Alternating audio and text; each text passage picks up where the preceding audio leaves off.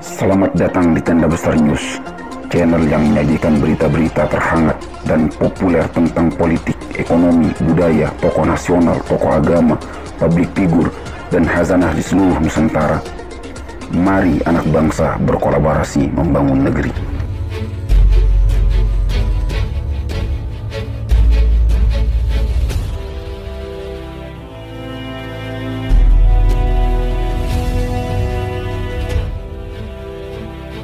Dalam menentukan Idul Adha wajib mengikuti rukyat penduduk Makkah. Ini alasannya. Oleh Kiai Haji Muhammad Siddiq Al-Jawi. Tenda Besar, Kajian. Para ulama mujtahidin telah berbeda pendapat dalam hal mengamalkan satu rukyat yang sama untuk Idul Fitri.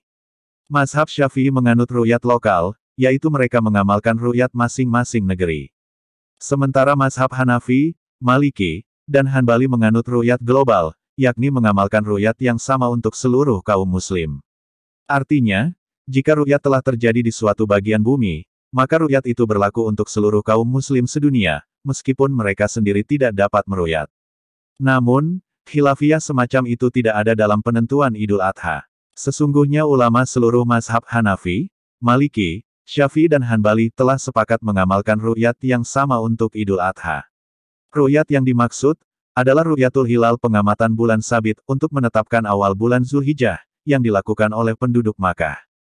Ru'yat ini berlaku untuk seluruh dunia, karena itu, kaum muslim dalam sejarahnya senantiasa beridul adha pada hari yang sama. Fakta ini diriwayatkan secara mutawatir oleh orang banyak pihak yang mustahil sepakat bohong, bahkan sejak masa kenabian, dilanjutkan pada masa Khulafa, Ar-Rasyidin, Umayyin, Abbasiyin, Utsmaniyin, hingga masa kita sekarang.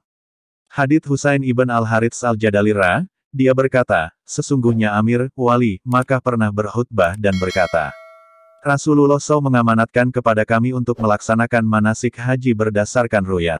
Jika kami tidak berhasil meru'yat tetapi ada dua saksi adil yang berhasil meru'yat, maka kami melaksanakan manasik haji berdasarkan kesaksian keduanya. Hari Abu Dawud, hadits nomor 2338, dan Ad-Daruqutni, Juz 2, 167. Imam Ad-Daruqutni berkata, ini isnadnya bersambung, mutasil, dan sahih. Lihat Imam Syaukani, Nailul Autar, Beirut, dari Ibn Hazm, 2000, hal, 841, hadits nomor 1629. Hadits ini dengan jelas menunjukkan bahwa penentuan hari Arafah dan hari-hari pelaksanaan manasik haji, telah dilaksanakan pada saat adanya Daulah Islamiyah oleh pihak Wali Makkah. Hal ini berlandaskan perintah Nabi SAW kepada Amir, Wali, Makkah untuk menetapkan hari dimulainya manasik haji berdasarkan ru'yat. Di samping itu, Rasulullah SAW juga telah menetapkan bahwa pelaksanaan manasik haji, seperti wukuf di Arafah, tawaf ifatlah, bermalam di Musdalifah, melempar jumrah, harus ditetapkan berdasarkan ru'yat penduduk Makkah sendiri, bukan berdasarkan ru'yat penduduk Madinah, penduduk Najd, atau penduduk negeri-negeri Islam lainnya. Dalam kondisi tiadanya Daulah Islamiyah, khilafah, penentuan waktu manasik haji tetap menjadi kewenangan pihak yang memerintah Hijaz dari kalangan kaum muslim, meskipun kekuasaannya sendiri tidak sah menurut syara. Dalam keadaan demikian, kaum muslim seluruhnya di dunia wajib beridul adha pada Yaumun Nahar, hari penyembelihan kurban, yaitu tatkala para jamaah haji di Makkah sedang menyembelih kurban mereka pada tanggal 10 Zulhijjah. Dan bukan keesokan harinya, hari pertama dari hari tasyrik, seperti di Indonesia. Hadits Abu Hurairah, dia berkata, sesungguhnya Rasulullah SAW telah melarang puasa pada hari Arafah, di Arafah, hari. Abu Dawud, An-Nasai dan Ibnu Huzaimah dalam sahihnya, lihat Imam Syaukani, Nailul Autar, Beirut, dari Ibn Hazm, 2000, hal, 875, hadits nomor 1709. Berdasarkan hadits itu, Imam Asy-Syafi'i berkata, disunahkan berpuasa pada hari Arafah tanggal 9 Dzulhijjah, bagi mereka yang bukan jamaah haji. Hadits di atas merupakan dalil yang jelas dan terang mengenai kewajiban penyatuan Idul Adha pada hari yang sama secara wajib, ain atas seluruh kaum muslim. Sebab, jika disyariatkan puasa bagi selain jamaah haji pada hari Arafah, sama dengan hari tatkala jamaah haji wukuf di Padang Arafah, maka artinya, hari Arafah itu satu adanya, tidak lebih dari satu dan tidak boleh lebih dari satu. Hal ini juga tersirat dalam Quran Surah Al-Baqarah ayat 189. Mereka bertanya kepadamu tentang bulan sabit. Katakanlah, bulan sabit itu adalah tanda-tanda waktu bagi manusia dan bagi ibadat haji.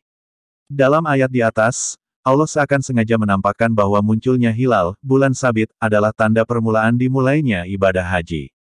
Ibadat haji berada di mana? Ibadat haji berpusat di Ka'bah, Makkah. Jadi, dalam melihat hilal untuk penentuan awal bulan Zulhijjah, maka kita harus berpedoman terhadap hilal yang berada di Makkah, tempat Ka'bah berada, sebab pelaksanaan puasa Arafah tanggal 9 Zulhijjah, serta Idul Kurban tanggal 10 Zulhijjah berkaitan erat dengan ritual ibadah haji. Lagi pula, saya belum melihat satu hadits pun yang mengatakan bahwa jika kita melihat hilal pada akhir bulan Zulqa'dah dimanapun kita berada, maka keesokan harinya kita boleh mulai berhaji. Ini berbeda dengan penentuan awal dan akhir Ramadan, di mana hadits yang menyiratkan tentang hal itu ada. Berkiblat ke Ka'bah dalam beribadah dan suatu urusan sebenarnya juga merupakan anjuran dari Allah SWT. Firman Allah, orang-orang yang kurang akalnya di antara manusia akan berkata, apakah yang memalingkan mereka, umat Islam, dari kiblatnya, Baitul Maqdis, yang dahulu mereka telah berkiblat kepadanya? Katakanlah, kepunyaan Allah lah timur dan barat, Dia memberi petunjuk kepada siapa yang dikehendakinya ke jalan yang lurus. Qs. 2:142. Allah telah menjadikan Ka'bah, rumah suci itu sebagai pusat peribadatan dan urusan dunia, bagi manusia, dan, demikian pula, bulan haram, Hetiya, Qolaid.